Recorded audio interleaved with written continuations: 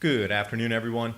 Lennox air conditioner manufacturer citing profit loss due to significantly cooler temperatures and high precipitation in the U.S. Oh, all those forest fires, let's review that once again. How about the unreported ice recovery event and the malfunction of temperature stations to give you the false reading that it dropped that much? Well, at least we have the harvest mouse to keep us company while we wade through the sea of narrative deception. And how prepared are you for emergencies as we step into corporate bank failures and the contraction of the just-in-time delivery system? My Patriot Supply 2-week grab-and-go food crate or the 4-week food supply. The links in the description box below, and they also have water filtration and other items so you can prepare to keep your food for a longer time.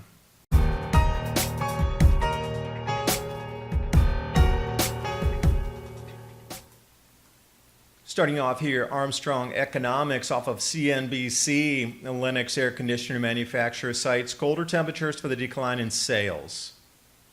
9% earnings decline due to significantly cooler temperatures and higher precipitation across the U.S. Diametric opposite, hard numbers of what's happening in corporate America compared to what the corporate media is feeding us.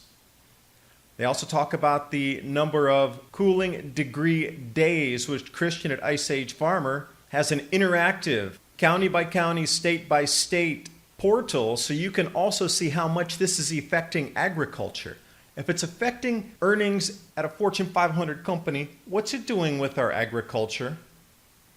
Texas-based company, second quarter earnings 9% below analyst consensus.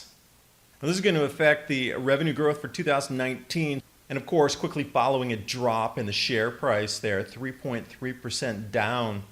Now, this is from CNBC, so we get into some deeper analysis here. The HVAC market, the air conditioning market, especially in key central regions where cooling days were down over 30%. And this comes from Todd Burton, the CEO. Yet the corporate media is out there yapping away, warmest year ever, warmest year ever. Well, it doesn't seem to be in the United States now, does it? And then the interesting wrap up here with the key points off the CNBC article is the guidance, third paragraph here. Cut comes after a heat wave swept through the United States. June was the hottest on record.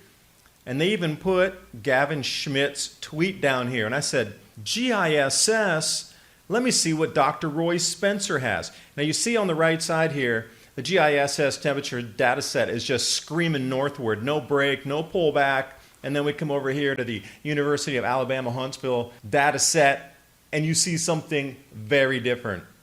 So you want to talk about June temperatures? Let's talk about June temperatures. Not even 1/2 degree Celsius above the baseline. Corporate media this year has been all about keeping it under 2 degrees. They've been saying that for 30 years, and we're only at 1/2 degree. Something is way amiss here, and you see that step down in temperatures. It's forecast to continue downward as we get into this grand solar minimum. And I thought, okay, 0.47. If it is cooling and not warming, perhaps August, the hottest month of the year, would be even warmer than this. So we're looking at something above 0.47 for August. Oh, wait, 0.38. You mean the global temperatures dropped in August in the warmest year ever? Okay, I see a serious disconnect between science and corporate media and IPCC narrative here. And then I thought, you know what? I saw this massive news story last month as well about the catastrophic ice loss on Greenland in a single day. That was malfunctioning monitoring equipment. But the corporate media was so quick to pick up on that ice loss, widely reported, straight down off a cliff. Oops! And then they didn't really report the ice recovery after the monitoring equipment came back online and fixed the erroneous results. Danish Meteorological Institute, otherwise known as the DMI, that registered the shocking August temperature of between 2.7 and 4.7 degrees Celsius on the summit. So then they had to put a tweet out here and step back, and they quote, by combining measurements with observations from other weather stations, DMI has now estimated the temperature was -2°C. That's a huge step away from record temperatures on Greenland, isn't it? But you didn't hear about the pullback and the reversal of data after the error occurred. what's going on here with the deforestation and the fires? The fires, you're told, is all-time most ever, but then the deforestation will have you believe continues unchecked. 1995, 2004 had the most deforestation.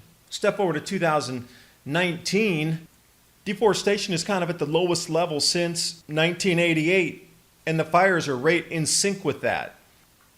So the narratives continue unchecked, but at least we have the harvest mouse bringing us into what will be remembered as the harvest season of infamy as we get through the end of 2019. Thanks for watching. Hope you got something out of the video. My co-author and I, Bill Porter, we talk about this narrative push to keep the global warming bandwagon gravy train money printing press moving forward.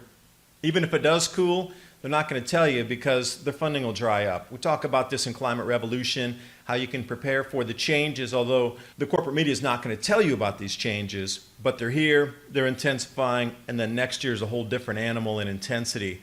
Links in the description box below, and I will see you next video.